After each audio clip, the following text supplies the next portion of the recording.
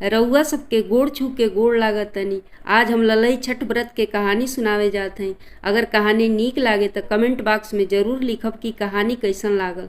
साथ ही चैनल के subscribe, video के लाइक और शेयर जरूर कर देब। अब सुनी कहानी। एक गांव में लाली निराली नाम के देवरानी जेठानी रहत रहली। देवरानी के नाम लाली और जेठानी के नाम निराली रहे। लाली स्वभाव से बहुत शांत और धार्मिक रहली। ओकरे उलट निराली दुष्ट और निर्दयी औरत रहली। एक बार दोनों देवरानी जेठानी ललई छठ के व्रत भूखली। कुश गाछ के पूजा पाठ कैली। फिर अपनी अपनी घरे जाके साठी चाउर के भात बनौली। थाली में ठंडा होके खातिर निकाल के आके अपना अपना दरवाजे पर बैठ गईली। तब तक पीछे की खिड़की से दोनों की घरे दूगो कुकुर घुसना सा और गर्मा गर्म चावल के खिचड़ी खाए लगना सा। चप चप के आवाज़ सुन के दोनों देवरानी जेठानी अपने अपने घर के भीतर अयली। लाली जब कुकुर के भात खात देखली तो ओकरा बर्तन में एक कटोरी औरी दही डाल देली और कुकुर खूब मजा लेके खाए लगल। उधर निराली जब कुकुर के भात खात देखली तो गुस्सा से पगला गईली। बाहर के दरवाजा बंद करके लाठी उठौली और कुकुर के धोए धोए पीटे लगली। कुकुर के इतना मरली कि बेचारा के कमरिए तोड़ के धो दियली। बेचारा लंगड़ात जान बचा के दुआरे भागल। बाहर दूसरका कुकुर मिलल। दोनों आपन बीती बतावे लगले सन। जवन कुकुर दही भात खा के आयल रहे त निराली के बहुते तारीफ करे लगल। कहे लागल, हम जेकरा घरे घुसल रहनी है वो बहुत ही भली औरत रहली। हमरा के भात खात दे के ऊपर से दही डाल दिहली है। एकदम मजा आ गल। खूब मजा लेके खैनी है। भगवान वो भली औरत के भला करे। हमार भगवान से तो ये प्रार्थना बा कि जब हम मरी तो वही भली औरत के पुत्र बनी और ओकरे ही कोखी से जन्म ली और जीवन भर उनकर सेवा करी। जैसे हमारा आत्मा तृप्त कैली भर पेट भोजन खिला के, वैसे ही हम उनकर आजीवन सेवा कई के उनके हम तृप्त करी। अब तू बताओ मित्र, लागता तू जौना घरे गइल रहल वहाँ तुहार बहुते पिटाई भइल बा। दूसरका कुकुर रो रो के कहे लगल, हाँ भाई तू एकदम सही अनुमान लगौले बड़ा। जहाँ गइल रहनी है वहाँ बहुते पिटाई भइल।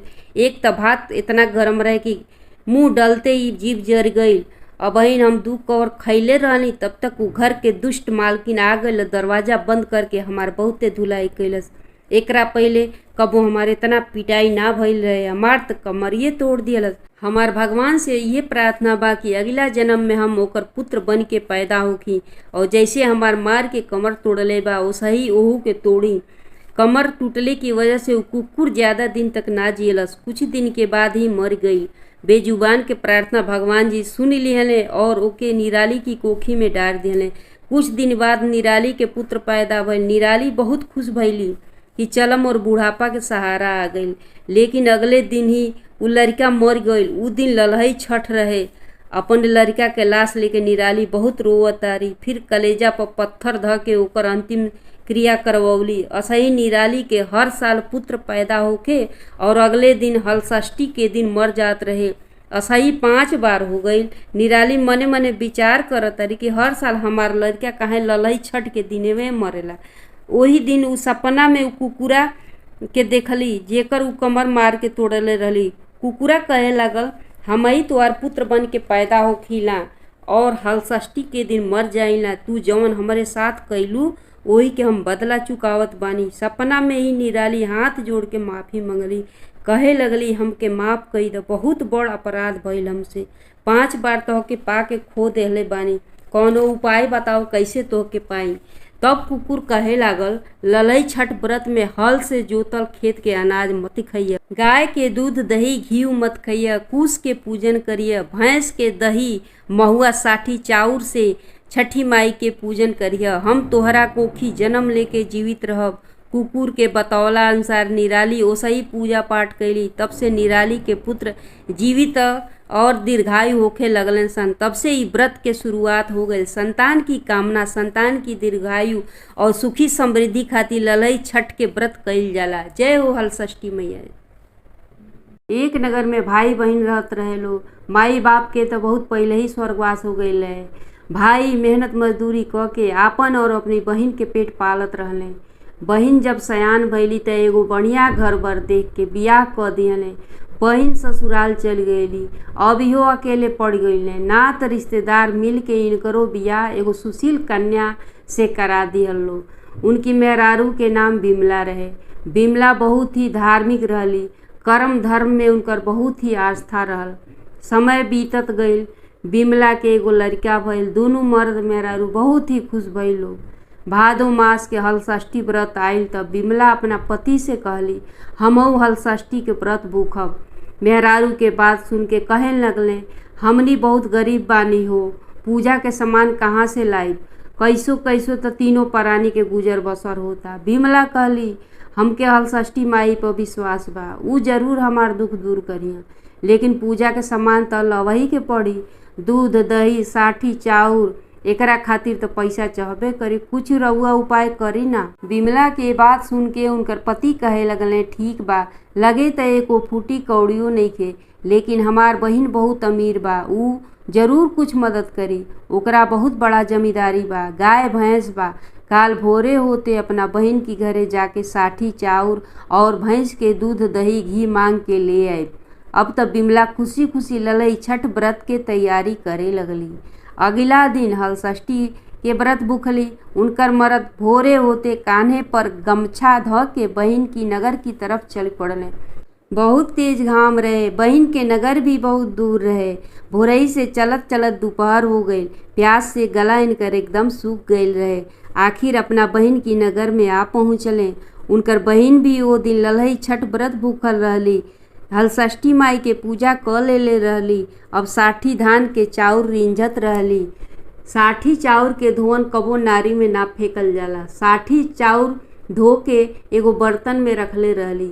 देखली कि हमार भिखमंगवा भाई आवता, मने मने गरियावत बड़ी, ई भिखारी कहाँ से आ गई, जरूर कुछ मंगही आइल होई। भाई आके दुआर पे खाड़ भइले। बहिन मन में सोचा तारी, एकरा के सबक सिखा दी कि कबो हमरी दुआरी पर भुला के न आवे। बैठे के भी ना पूछली। भाई के बड़ प्यास लागल रहे, एक तो बहुत दूर से धूप में चल के आयल रहले। कहले, बहिन हमके एक गिलास पानी पिला दे तू। गुस्सा से बिस्मादल बहन घर के अंदर गईली और जवन साठी चाउर के धोवन धैले रहली लोटा में भर के भाई के पिए के दे दिहली। पानी दिहला के बाद घर के अंदर चल गईली और दुआर के फाटक धड़ाम से बंद कर लेली। भाई दुआर पर खाड़ खाड़ ताकत हमें कि अब बहन निकरी, अब बहन निकरी और कुछ हमरा के देई। लेकिन दोपहर से संझा हो गई, बहन दरवाजा ना खोलली। निराश मन से भाई आंख में आंसू ले अपना नगर की तरफ लौटे लगले। मने मने सोचा तारे कि अपना मेहरारू से का कहब कि हमार बहन हमके कुछ ना दियलस। प्यास लागल त तालाब की किनारे गईले, पानी पियले। सोचले थोड़ा पीपल की छाँव में चल के सुस्ता ली। पीपल के नीचे मेहरारू लोग पूजा कैले रहली। बहुत सारा महुआ दही तीना चाउर चढ़ल रहे। जब ई पीपल के पास गईले तो प्रसाद देख के खुश हो गईले। आपन गमछा बिछा के कुल प्रसादी बटोर के बांध लेले और अपने नगर के आ गईले। बिमला दरवाजे पर खाड़ इनकर बाट जोहत रहली कि संझा होखे वाला बा, अबहिन ई ना अइली। तब तक अपना मर्द के कंधा पर गमछा में कुछ लेके आवत देखली। बड़ खुश भइली। मन में सोचा तारी, सच में ननद हमार बहुते निमन बड़ी, इतना देले बाड़ी कि पूरा गमछा ही भर गईल बा। घरे अइले पर पानी पीढ़ा देली अपना मर्द के। कहली, का दिहले बाड़ी राउर बहिन। गमछा के मोटरी बिमला की तरफ बढ़ा दिहले। कहले, खुद खोल के देख ल। जैसे ही गमछा खोलली बस सोने के मोहर चमकत रहे। कहली, हमार ननद इतना सारा धन देले बड़ी, बिमला के गरीबी दूर हो गई। हे ललई छठ मैया, जैसे बिमला पर सहाय भइलू ओसे ही सब जग पे सहाय होइए। जय हो छठी मैया, जय हो हलषष्ठी मैया। एक राजा रहले, राजा के कौनो संतान ना रहे, यही से ऊ हरदम दुखित रहत रहले। बहुत पूजा पाठ करवले, ओझा सोखा से देखवले, लेकिन पुत्र के प्राप्ति ना भई। दुआरे से केहू के भी बारात निकलत रहे तो राजा मन में एकदम हहर जात रहे। काश हमरो कौनो बेटा रही तो हमहू गांजा बाजा के साथे बेटा के बियाह करती, घरे अपना बहुरिया ले अती। राजा के मन के बात जान के रानी कहली, हे राजा, रउरा 7 गो कुर्ता और पैंट सिलवा के दर्जी से ले आई और अपना दुआर पर टंगवा दी। राजा मना कर दिहना, लेकिन रानी की जिद के आगे उनके हार माने के पड़ गई। रानी के कहे अनुसार 7 गो कुर्ता 7 गो पैंट राजा दुआरे पर टंगवा दिहले।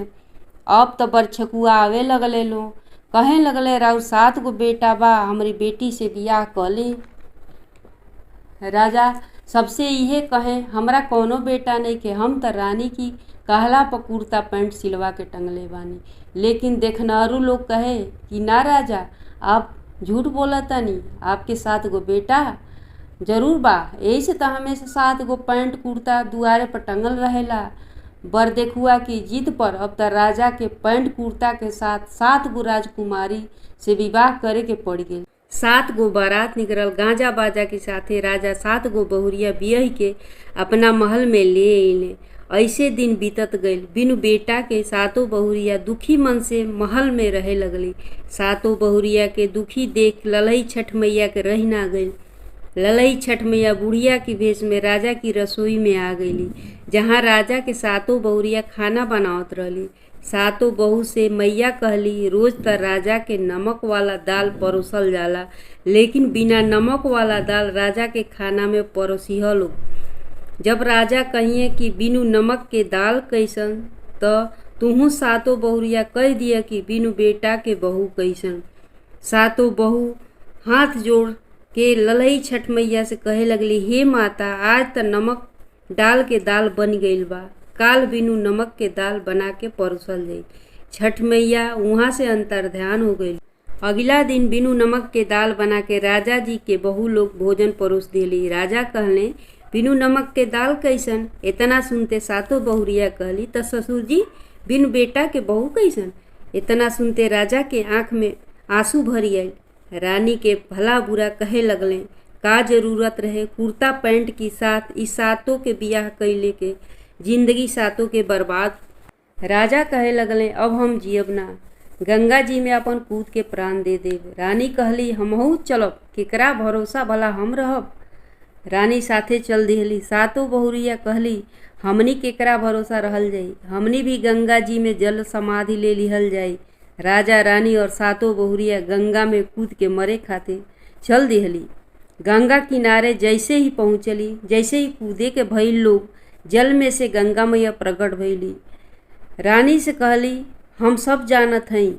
गंगा मैया अपना अचरा की कोरा खोल के 7 दाना 60 धान निकाल के रानी के हाथ पे रख दिहली। कहली ऊ देख अरार पर कुछ गाड़ के औरत लोग अपना बेटा के सलामती खातिर, बेटा पावे खातिर पूजा करत हई। वही कुछ गाछ तर ई 7 के 7 पसहर धान चढ़ा के गोड़ लागली ह, तोहरा के 7 पुत्र के प्राप्ति हुई।